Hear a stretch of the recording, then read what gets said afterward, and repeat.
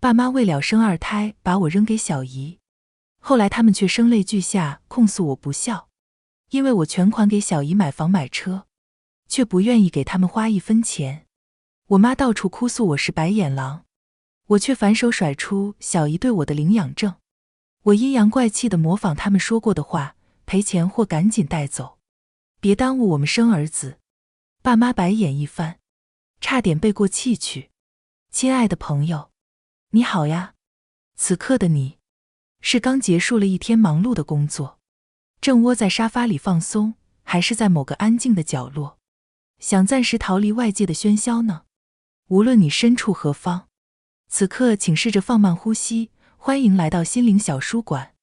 这里没有厚重的典籍，没有复杂的理论，只有一本本藏着温柔与力量的小书，和一段专属于你的与心灵对话的时光。喜欢我的朋友，欢迎点击订阅分享。那我们故事开始。我妈怀上二胎那天，全家人欢天喜地，却在看见6岁的我时皱起了眉头。他们交换了一个眼神，当天就带着我去了城里的小姨家。小姨虽然住在城里，但是条件并不好。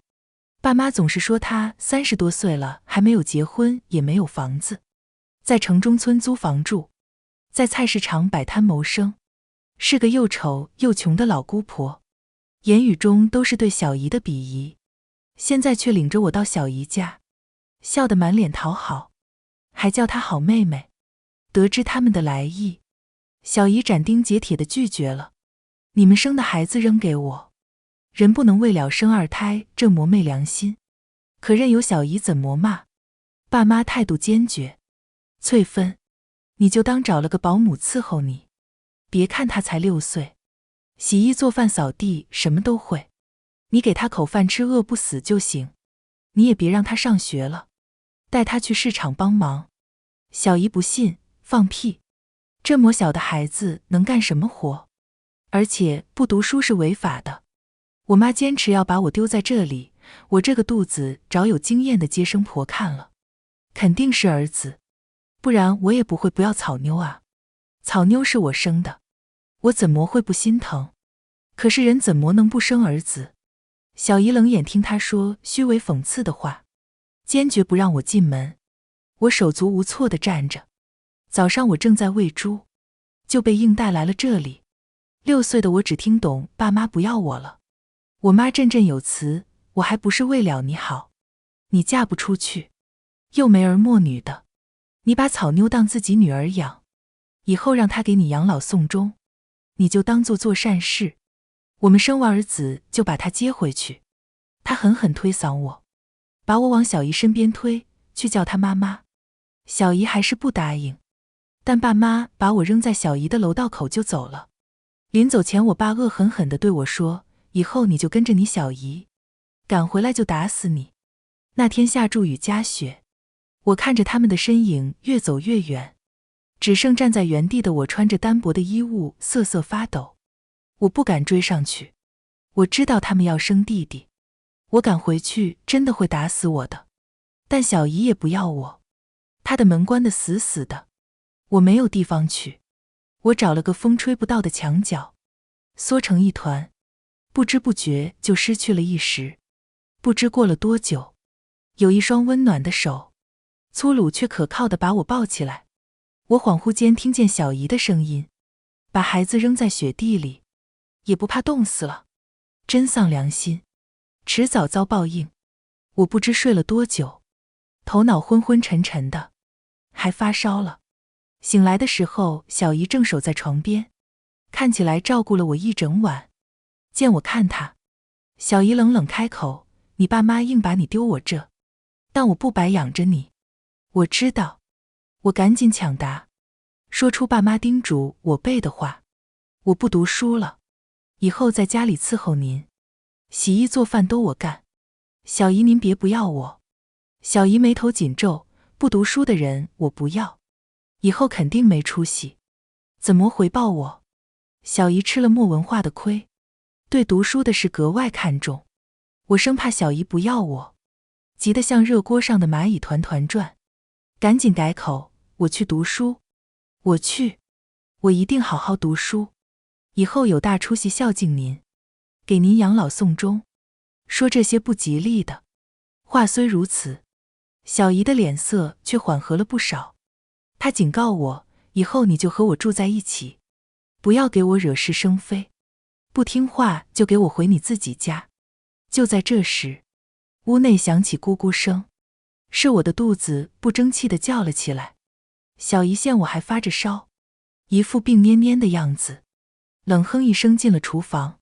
过了一会儿，小姨端出一盘素黄瓜和冬瓜炒肉，冬瓜炒肉里只有几条极细的肉丝，和姜丝差不多粗，无声地告示着小姨并不宽裕的生活。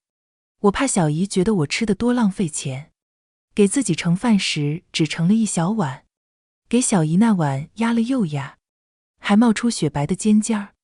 夹菜时我只吃青瓜，带着肉香味的炒冬瓜一点不碰，肉丝更是全部留给小姨。小姨皱眉看我，吃这么少，我养不起你还是怎么的？我讨好的笑，小姨，我不饿。小姨见我只扒拉米饭和青瓜，语气更加不耐，加肉吃。我大力摇头，我不爱吃肉。小姨要干活，吃肉补力气。小姨吃，小孩子不准撒谎。小姨语气严厉，我吓了一跳，生怕下一秒她就要赶我回爸妈家。我几根小手指无措地搅在一起，只能实话实说，肉贵，有营养。小姨你吃，我平时也不吃肉，爸妈不给我吃，他们说女孩不配吃肉，我能有青菜吃就很知足了。在家时我都是等爸妈吃完了才吃，用剩下菜汁拌米饭。小姨嗤笑，谁定的规矩女孩不能吃肉？肉又莫长腿跑，她还能挑人吃？我这里没有那么多歪理，不生病就是最重要的。你饿得面黄肌瘦，是想别人骂我虐待你？这下我真的慌了。小姨是天底下最好的人，我怎么会让别人骂小姨？我拼命摇头，夹了一大筷子带着肉味的冬瓜就往嘴里塞。甜甜的冬瓜裹着猪油的香气，那滋味美的呀，直往我骨子里捉。我忍不住享受地晃了晃小脑袋。小姨看我吃得狼吞虎咽，小声嘟囔了句缺德带冒烟的玩意儿。孩子跟他们真是遭罪，还不如路边的野孩子。我没听清，疑惑地眨了眨眼。小姨，你说什么？小姨粗鲁地翻了个白眼，吃你的。她把碗里的饭拨给我一半，又把菜里的肉丝全部挑到我碗里，给我夹脆脆的青瓜，带着猪油香的冬瓜，只要桌面有的，小姨都给我夹。不一会儿，我的碗就冒起了小尖。小姨，我吃不下了。小姨停下了给我夹菜的筷子，瞥我一眼，吃这么少。我愧疚地低下头，不一会儿却忍不住咯咯笑出声，傻乎乎的。小姨大口吃着饭菜，抽空评价了一句：小姨也吃。我朝小姨笑得格外甜，把碗里的肉丝夹了一半放回小姨碗里。小姨不识字，连自己的名字都写得歪歪扭扭。在城里找工作时，她总要把招工启事上的字一个个描下来，带到识字的人家去问，人家一看就摇头，这要初中毕业证呢。可小姨一天学也没上过。那年月，村里的姑娘们像地里的韭菜，一茬茬被割去换了彩礼。16岁的小姨半夜扒着墙头，看着邻家姐姐出嫁时哭红的眼睛，把包袱往腰间一扎，踩着露水就进了城。为了在城里生活，小姨特别拼，只要能挣钱，再苦再累她都不怕。菜市场的铁皮棚子下，小姨的摊位总是最早亮灯。烈日当空的正午，热浪蒸腾，不一会儿就让人汗流浃背。菜市场里来买菜的人渐渐稀少，大多摊主都收拾摊位回家，等着下午凉快些再出来营业。可小姨不，她固执地守在摊位前，多坚持一会儿就能多卖出去一点。晚上也是直到天完全黑了，彻底没客人买菜了。小姨才会收摊。9月是南方最热的一段日子，小姨依旧守着菜市场谋生，我也转入了家附近的小学。她每天给我3块钱，让我在楼下的面馆吃一碗榨菜肉丝面当午饭。小姨中午不回家，就着凉水吃干巴巴的馒头，这馍吃了1星期。我既心疼小姨，又心疼钱，这可是整整3块钱啊！买成冬瓜，够我们吃2天，或者买2个番茄，买2个蛋，就是香喷喷的一顿番茄炒蛋。说干就干。这天中午我莫去面馆，而是用小姨给的3块钱自己做了个番茄炒蛋，又蒸了白花花的大米饭，拿出饭盒给小姨装好，就往菜市场跑去。远远的我就看到了小姨，塑胶棚下的温度少说也有40度，水泥地面也蒸腾着热气，汗水在她晒得通红的脸上冲出几道浅痕，蓝布衫的后背已经湿透，紧贴在瘦削的脊梁上。见到跑得满脸通红满头大汗的我，小姨惊讶，你怎么来了？我喘着气，小姨，我给你送饭。送饭？小姨打开饭盒一看，里面是满满一大盒的白米饭，上面铺着红艳艳的番茄，夹着金灿灿的鸡蛋，一股诱人的香味扑鼻而来。见小姨惊讶的表情，我藏不住嘴角得意的笑。我本以为小姨会夸我，下一秒她却板起了脸，谁让你去厨房的？有多危险你知道吗？我真的会。我固执又自豪地解释，以前在家都是我烧饭洗碗洗衣服的。小姨顿了读，可你还没灶台高。我骄傲地挺了挺小胸脯，我用板凳踩着烧的。小姨不说话了，只是看着我。我不懂她为什么看起来很难过的样子，只是催促，小姨，你快吃呀，冷了就不好吃了。小姨还莫说话，还有几个莫走的摊主却留意到了这边动静。翠芬，这是你家娃啊，真孝顺，你命好。虽然现在咱们是苦了点，但有这种孩子，你以后要享福的。小姨大口大口吃着饭，不以为然，以后的事谁说得准？现在就是个讨债鬼。过了一小会儿，他又补充道，娃可会读书哩，期末考双100分，老师都夸他聪明，那是要好好供的。一旁的豆腐摊主大叔听见便连连点头，皱纹里夹着汗珠顺着古铜色的脸颊滑落。我们穷人就指着读书改变命运。小姨和他们说说笑笑，生活虽然艰苦，但也有不少乐趣。我并不完全听得懂他们在聊什么，于是跟着傻笑。事情就这么定了下来。我每天烧了饭给小姨送一份，2人都有得吃，还实惠又美味。有时天实在太热，我还会给小姨他们带一壶凉白开，摊主们一起分着喝。日头这么烈，他们带出来的水早就喝光了。这些人是绝不可能舍得花钱买水的，干巴巴地咽几口口水，硬熬到晚上收摊。一大壶凉白开分进每个人的水杯里，大家咕噜咕噜喝一大口，舒服地呼出一口气，然后发自内心的谢谢小姨。市场都是欢乐的气氛，我看着小姨带笑的脸，真想永远和小姨在一起。这段时间是小小的我过得最幸福的日子。我眨了眨眼，可是怎么可能呢？小姨是我小姨，我有自己的爸爸妈妈，我迟早会被送回去的。我只希望这样的日子再久一些，让我和小姨多待一会儿。这样的日子过了6年，直到我初2。初中学校离家远，离市场也远，我再也不能每天给小姨送饭了。不仅如此，我自己也得在学校吃，每天交5块钱的餐费。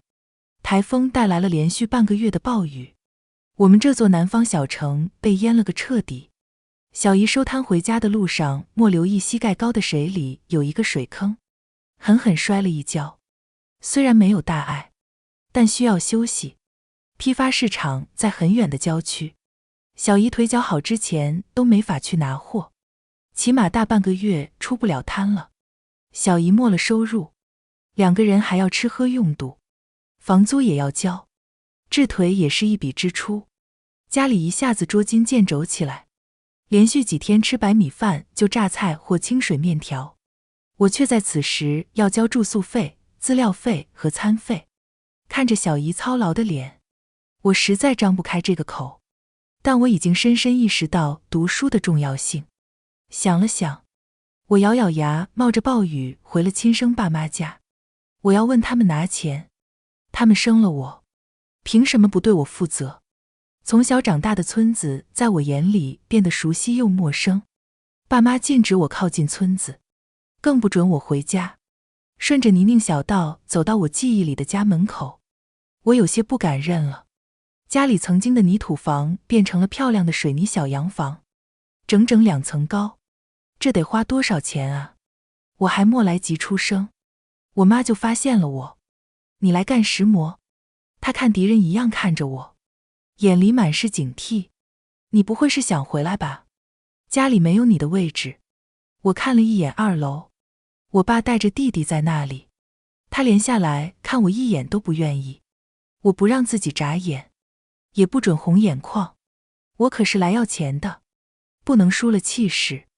其实我以前偷偷回来看过，那时候弟弟2岁，家里也还没盖起水泥房，我妈正抱着弟弟哄，脸上是我从未见过的温柔与慈爱。那次我爸不在家，是去镇上接散工了。听说他有了儿子之后，连干活都有劲儿了。以前家里只有我一个女儿的时候，他整天不是酗酒就是打牌，还和邻居们振振有词，赚什么钱？就生了个丫头片子，赚再多以后也是别人家的。我回过神来，看见桌面上放着进口的奶粉。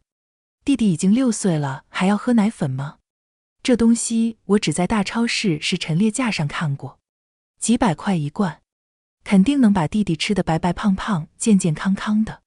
我想起邻居们说小时候，我妈舍不得给我喂奶，我饿得嗷嗷哭，我爸妈嫌吵，就把1岁的我扔在院子里。邻居有实在不忍心的会给我1碗米汤，我这才活了下来。我目光一动，看见散落满地的玩具，益智游戏书、拼图、积木。家里养不起我一顿饭，却把弟弟养得比我们班里最有钱的有个开纺织厂的爸爸的同学还要金贵。我想起他们说生完儿子就会把我接回去，可是他们一直没来。小姨提过几次，都被他们搪塞过去了。家里要养儿子，压力大，反正你嫁不出去，多个人不就是多双筷子的事。见我的视线落在进口奶粉上，我妈毫不心虚地瞪了我一眼。你这是什么眼神？瞧把你委屈的，我是让你冻死了还是饿死了？要不是我把你送去小姨那里，你能有今天的好日子？你说养不起我，但弟弟的奶粉和玩具都很贵。我妈不屑，你是女儿，你弟是儿子，你跟他能比吗？铺垫了那么久，也该进入正题了。我今天来的目的就是要到资料费和1个月的餐费，他们给弟弟花了这么多，难道连这点都舍不得给我吗？妈，我交不起午餐钱，我也是你生的，你能不能给我我话没说完，就被我妈打断了。她气得怒目圆睁，仿佛我说了什么十恶不赦的话，你想都别想。家里的钱是给你弟以后娶媳妇的，1毛都没你这个赔钱货的份。话落，他察觉自己失言，又扯出一个虚伪的笑，那些什么课本练习册真的太贵了，没必要花这冤枉钱。能学好的人不用这些东西也能学好，这钱都够给你弟买件上好的衣服了。你乖，你是女儿，别和你弟比。我看着他不说话，他的一字一句犹如根根荆棘刺入我心里。我妈被我看得越来越心虚，最后恼羞成怒，啪！她扬起手给了我一个耳光，滚！交不起钱就别读了，瞪什么瞪？我是你亲妈，我打你天经地义。回到家时我的脸还肿着，怎么都消不下去。我不敢让小姨发现，可这怎么藏得住？小姨一眼就发现了。你的脸怎么回事？小姨严肃地看着我。你和别人打架了？没有。我垂着头，声音低如蚊呐。我妈打的。听我说完事情的经过，小姨气得胸口剧烈起伏，呼吸像拉风箱一般粗重。亲妈，好一个亲爸妈。最后，那笔钱是由市场几个摆摊的叔叔阿姨一起凑给我的，零零散散的一把零钱，有平时鲨鱼剁骨、刀光血影、嗓门震天响的张叔叔，可他见到我，总是立马擦擦手，挑最肥的鲈鱼塞给我。丫头，这条送你。清蒸最鲜。有对别人斤斤计较，少1毛钱都要念叨半天的豆腐刘阿姨，她却总在收摊时给小姨塞豆腐。你娃那么瘦，带回去让她多吃点。还有满身油星、粗声粗气，唯独对我笑眯眯的猪肉方叔叔，过来把这猪肝拿着。别不好意思，这玩意儿便宜，但吃了对身体好。他们只不过是菜市场的没有血缘关系的人，却比亲爸妈对我好。小姨在腿好的当天突然给我请了假，走，跟我回村。不仅如此，她还收拾好了我的行李。我如遭雷击，被最重要的人抛弃的恐惧终于实现，眼泪从眼眶大颗大颗的掉下来。小姨瞪我一眼，任由我哭。我老老实实跟着小姨走。小姨养了我那么多年，已经仁至义尽了，我怎么敢真的一直赖在她家里呢？小姨刚领着我进村，就有不少人指指点点，爱看热闹的更是小跑着去通知我爸妈，泼妇又回村了，不结婚不生娃，活着图个啥？女人不生娃，人生不完整。小姨充耳不闻，我狠狠地瞪回去。我知道小姨很凶，从不吃亏，谁想占她便宜都会被她叉腰骂回去，所以村里不少人叫她泼妇。可是就是这样泼妇的模样保护了我，凶巴巴赚来的钱供我读书吃饭穿衣，不准骂我小姨。乡里们一阵哄笑，哟，还护上了。小姨莫管这些看热闹的人，领着我往爸妈的新房子门口一站，叉腰开骂。里面2个缺德带冒烟的，给我滚出来！良心被狗吃了，生的娃扔给我这么多年，1分钱没给过，乡亲父老都来评评理啊！看看这2个脸皮比城墙厚的白眼狼。乡亲们看热闹看得更开心了，有人哄堂大笑，和身边的人议论纷纷，也有人劝小姨别骂了，都是一家人，有什么事关起门来说清楚，别在这里吵吵，让人看了笑话。小姨冷笑，你们觉得不该骂，就把这丫头领回家养，反正我没钱给别人养孩子。这话一出，劝的人全都像鹌鹑一样闭嘴了，甚至退出好几步远。小姨清了清嗓子，又要开始骂。我爸妈现实在躲不过去，终于讪讪地打开了门。我爸瞪我一眼，骂了句赔钱货，又看向小姨，直接破罐子破摔，大妹子，你养了这么多年也有感情了，你就当他是你亲生的养着也行啊。小姨冷笑，你还有脸说？你们生的扔给我养了那么多年不够，还想赖我一辈子？我爸耍无赖，反正这娃我们是不要了，你实在不愿意养，就把他带水库边上，他没吃没喝自己会跳，也不关咱的事。我猛地抬头，不敢相信这是我亲爸会说的话。我爸的话犹如利刃，在我的神经长出铁锈，每个字都在耳道里刮出带血的回音。我知道他们心里弟弟最重要，可我以为他们哪怕对我还有一丝丝感情，只是更爱弟弟。直到今天他说小姨不养我，就让我去跳水库，家里绝不可能要我。眼泪终于忍不住大颗大颗地落下来，哭成了泪人。我终究才13岁，被父母彻底抛弃的真相不是我承受得住的。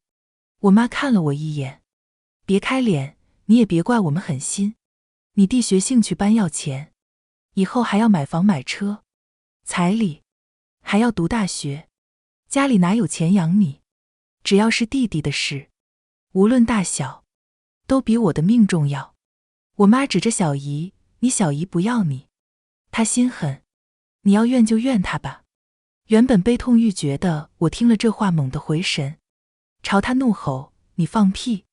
小姨是世界上最好的人，小姨养了我那么多年，她是我最感恩的人，我怎么可能怨她？小姨不愿和他们纠缠，板着脸质问，这孩子你们是打定主意不要了？我妈不说话，我爸抽了口烟，水库离这就2里地。小姨冷笑一声，不惯着他们，扯开嗓门大喊，行，乡里乡亲都看见了啊，村长也做个见证，这孩子他们不要了，要么我养，要么让他自己去跳水库。这话属实惹起轩然大波，村里重男轻女不少，但莫他们这么绝情的。原本看热闹的人也对他们指指点点起来，那2人连头都抬不起来了。小姨沉声道，要我养也行，今天就去派出所办手续，以后她就是我女儿，和你们没有半点关系。说着，她突然以迅雷不及掩耳之势狠狠往我爸和我妈脸上扇了一巴掌，那力度大到打得他们踉跄2步。这是你们上次打了我女儿的，还给你们。那2人没脸见人，乡亲们都在骂他们，挨了耳光也顾不上和小姨吵，只想赶紧去办手续把我扔了。直至许久以后我回忆起来，都觉得那一天是我最幸福的日子。小姨带着我去派出所，那一天我成了小姨的女儿，但当时的情景是我在跟着小姨回我们自己家的时候，哭了一路。小姨你要我你怎么不说啊？我以为你要把我丢了。小姨翻了个白眼，你心里藏得住屁的事，我怕你在你爸妈面前大声笑出来。我闹了个脸红。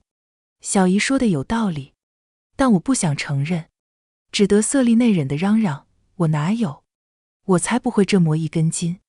初2期末我考了全区第1名，发了500块的奖金，我想交给小姨，小姨却不收，这是你自己的钱，给我干石磨。我有点害羞，眼睛也不好意思看他，孝敬您啊。呵，小姨冷哼一声，500块就想打发我？等你以后有钱了再给我大把大把的钞票。于是我拥有了人生中的第1笔巨款，我捏着几张鲜红的票子，不知道该怎么花。我要买零食吗？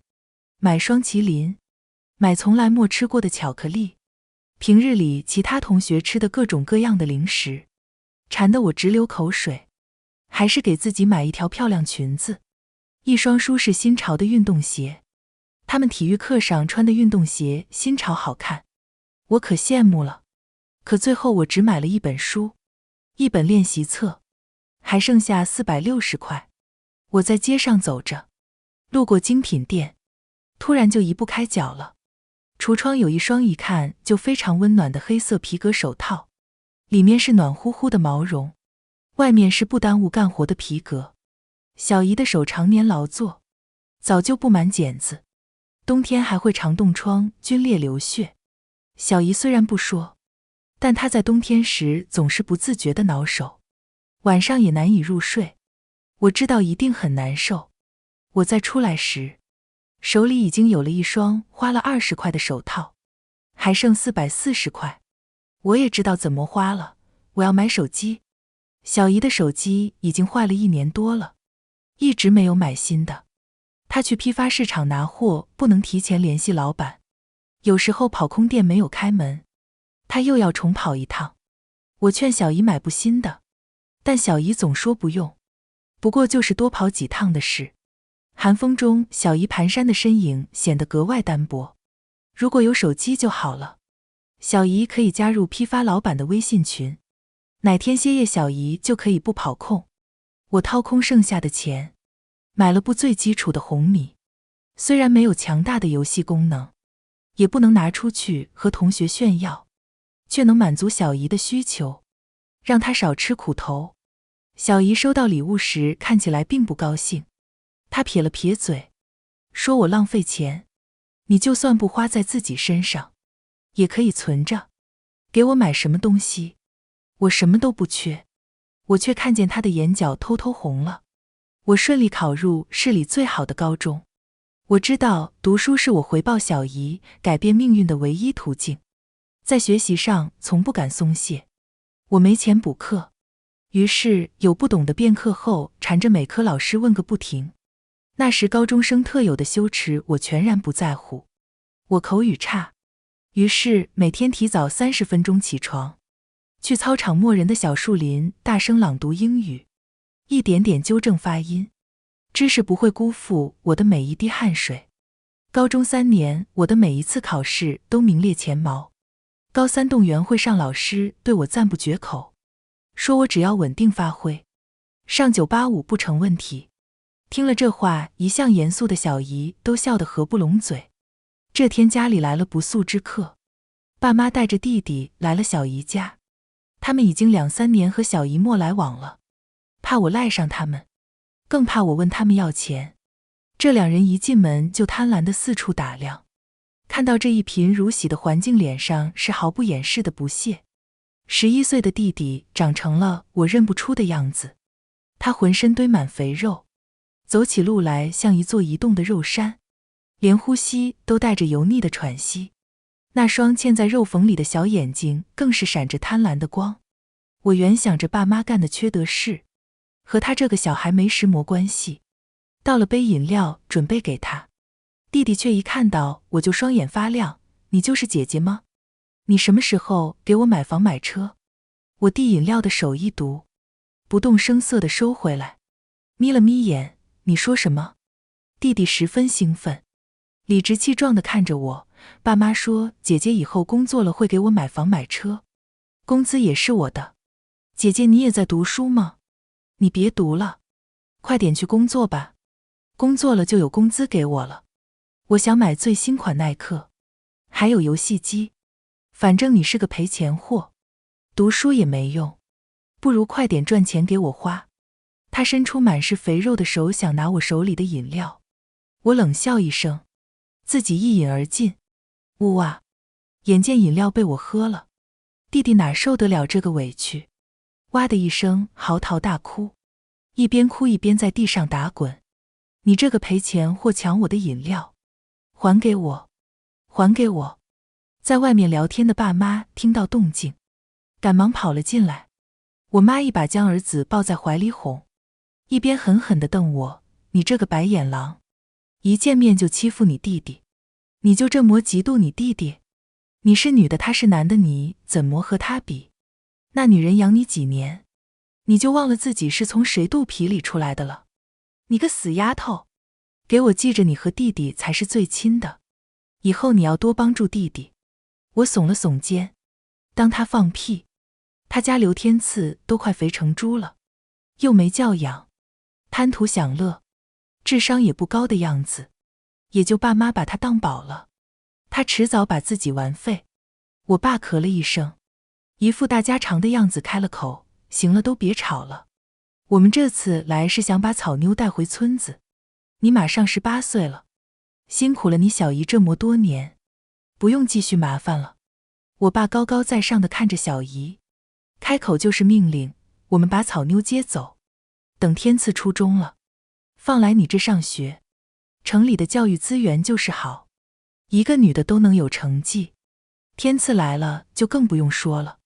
小姨横眉一挑，眼看就要骂人，我爸的自以为是却还没完，天赐他小姨，你这么大年纪没结婚，也算我半个老婆，虽然说让草妞给你养老送终，但你要知道谁是最重要的，不是我重男轻女，但儿子肯定比女儿重要，这是老祖宗的规矩。他浑身跌位，洋洋得意，自以为看透了世态炎凉，却没注意小姨进了厨房想去拿什么东西。我妈也故作慈爱地看着我，草妞，你跟我们回去，这书不读了，你弟弟成绩不好，你每天给他辅导作业，还能洗衣做饭，割猪草，你是我们亲生的，难道不想和爸爸妈妈住在一起吗？我冷笑，我高3了，你叫我回去给你儿子当牛做马？我妈翻了个白眼，高什么3？我们农村女人不用读那么多书，学了那些坏思想还要被男人嫌弃的。你读完高中已经够相夫教子了，你早点工作，早点结婚，彩礼给天赐买房子，工资也给天赐。我妈说的眉飞色舞，仿佛已经住进新房了。爸妈的得意还没在脸上挂稳，厨房门就砰的一声被踹开，小姨拎着个滴答着腥水的垃圾桶，杀气腾腾地冲了出来。2个猪油蒙了心的废物。她手臂一抡，垃圾桶在空中画出个半圆。做你娘的春秋大梦。哗啦，鱼肠鱼鳔混着血水当头浇下，那是高3后张叔每天送给我家熬汤的鱼。一截黏糊糊的鱼内脏啪嗒粘在我爸的脸上，鱼鳃正好卡在我妈的嘴唇，腥臭味轰地炸开。哦，我妈直接跪在地上干呕不止。我爸额头青筋暴起，大男子主义爆发，扬手就要扇人。小姨反手抄起擀面杖，咚地砸在桌面上，来啊，老娘今天给你这猪脑子开个光。擀面杖上还沾着生肉馅。我爸的巴掌僵在半空，喉结滚了滚。他小姨，他讪笑着后退。都是一家人，草妞是我们亲生的，一家人。小姨的擀面杖戳在他油光水滑的脑门上。我养孩子时，你们在哪个粪坑里趴着？我养这么大了，你们说是你亲生的？玻璃照出他狰狞的笑。现在给我听好，既然是一家人，10万块抚养费，1分不能少，马上赔给我。我妈的呕吐声戛然而止，他们舍不得给我花1分钱，立马落荒而逃。我挥挥手，慢滚不送。还有，我不叫草妞，我跟小姨姓，我叫宋暖阳。我妈狠狠啐我一口，不回就不回，就当没生过你这个赔钱货。当时的我和小姨相视一笑，却没看见他们眼里闪着贪婪的光，预示着不会善罢甘休。那是高考前1个星期，我放学刚走到街道，我爸妈冲出来扯着我就走。啊！头皮疼得发麻，我拼命挣扎，大声呼喊：救命啊！贱丫头，闭嘴！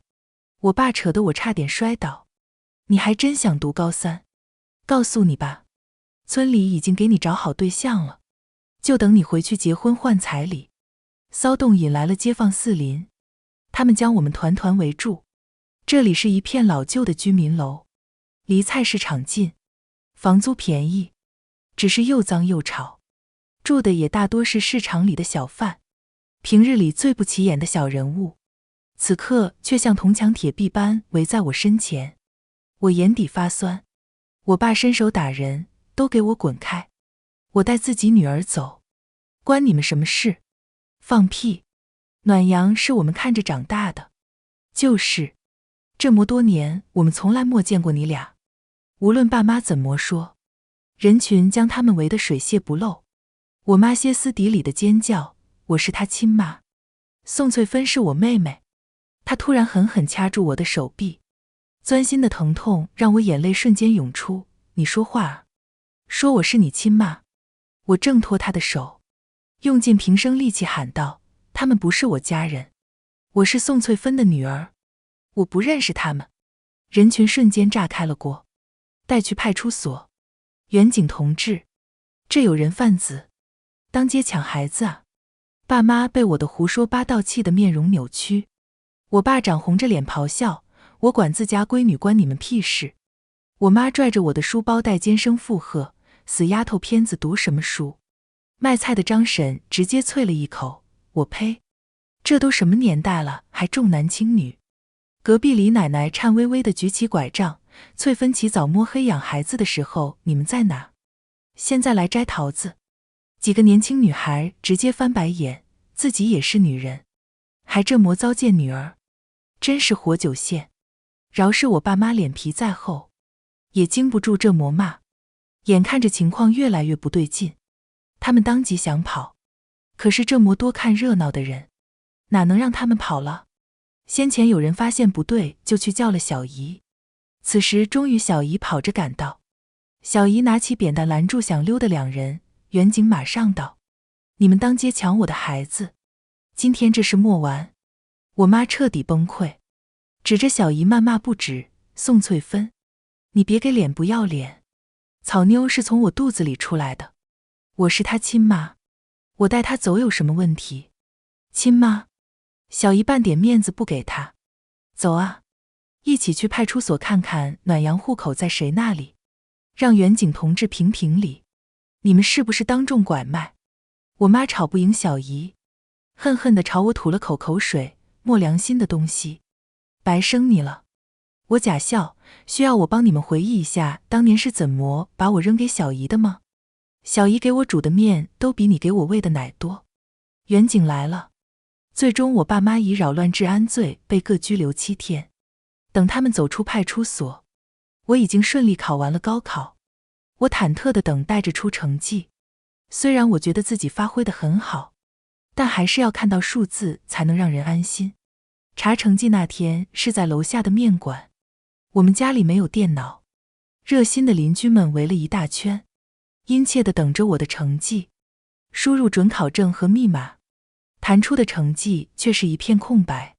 我心里猛地一跳，有了个猜想，其他人见我脸色不对劲，面面相觑。小姨见我脸色不好，强撑起一个笑安慰，是不是考砸了？没关系，我们去读个贵点的学校。小姨供得起，你想复读也行，但一定要去读书，读书才有出息。其他人也议论纷纷。是啊，暖阳你就是读书的料，一次考砸别灰心。怎么会没成绩呢？是不是系统故障了？老头子，我马上打电话去投诉。我终于忍不住扑哧一声笑出来。小姨，各位，我的成绩查不到，可能是进了省前50名。小姨扬怒道：你吓死我了。下一秒，她喜极而泣，邻居们也松了一口气，兴高采烈地恭喜和祝贺我们。我知道我考得好，但没想到考得这么好。直到清北、省考试院、学校的电话一个接着一个打到小姨的手机上，我才知道我居然是今年的高考状元。除了各大名校的争抢，更让我兴奋不已的是大笔的奖金。学校给我发了10万，市里发了20万，地方房地产商发了50万，我手里居然有了80万。这是我曾经想都不敢想的巨款。可我很快意识到一个严峻的问题，拿到钱的当天，我就去找了给我奖金的房地产公司。你想买房？我狠狠点头，而且我要写小姨的名字。公司给了我优惠，我以72万全款拿下了一套120平的房子。从此我和小姨在这个城市有了自己的家，再也不用颠沛流离地租房，为了房租发愁。我手里1分钱都不能留。还有8W， 我找了菜市场的管理员。市场管理员是个满脸横肉的大叔，很严格，看人的眼神很凶，不守规矩的商户都会被他清除出去菜市场。但我知道他是个好人，有时小姨交不起钱，他会宽容我们几天，也经常帮衬小姨的生意。除了摆地摊的小贩，菜市场还有很多门面，开了各种各样的小店。我想给小姨买个店，可以卖水果，或者卖衣服，卖杂货，总之再也不用顶着风雨烈日，日复一日地谋求生计。面对这位帮助过我们不少的大叔，我实话实说，我想在您这里给小姨买个商铺，但我爸妈可能会来找您麻烦，您还愿意卖给我吗？大叔不屑地嗤笑一声，送上门来的生意哪有不做的道理？那两人敢踏进我这市场一步，我让他们吃不了兜着走。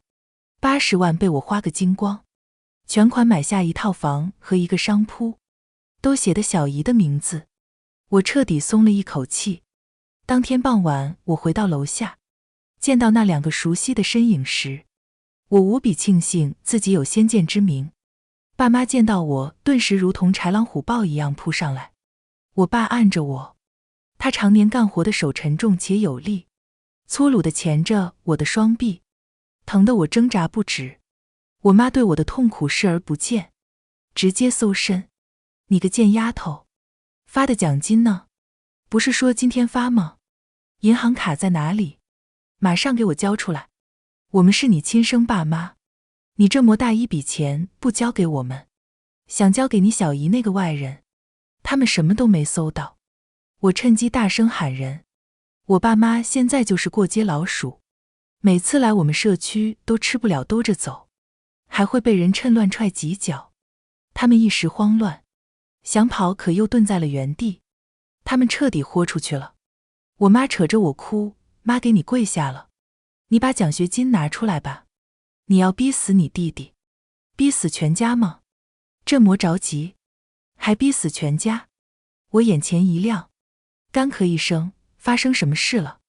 我妈只顾着哭和诉苦，没听出我声音里的八卦和兴奋。刘天赐被娇惯坏了，不接受任何人不顺着他。村里有人回来探亲，带了不少零食，刘天赐想吃就去要，人家家里孩子多，自己都不够分的，就没给他。结果刘天赐趁着人不注意，把他开回来的大宾士放火烧了。这下好了，别人索赔60万，我强忍着不笑出声：“那也只要60万啊，你怎么想把我80万全部拿走？剩下的是你弟弟的彩礼钱，你做姐姐的不帮他，以后他怎么娶老婆？”他还在哀哀戚戚地抱怨。反正在他眼里，天赐永远没有错，错的都是其他人。妈妈，我突然欢快喊了一句：“死丫头，叫我有什么用？赶紧把钱拿出！”下一秒，他却发现我不是在看他，他身后小姨正拿着擀面杖过来。大姨，姨父，我用力推开他的手，跑向我妈，情真意切地朝他们说：“请你们以后不要来打扰我了，我有自己的妈妈。至于我那80万，你们就别想了。我买了一套房和一个商铺，都写的我妈的名字，全款，我手里一分钱没了。你们要赔钱就自己想办法吧。”我爸妈，不，我大姨姨父彻底崩溃，姨父承受不住地跪在地上，大姨更是歇斯底里的尖叫：“我把你生下来，你怎么能这么自私？你怎么能叫别人妈？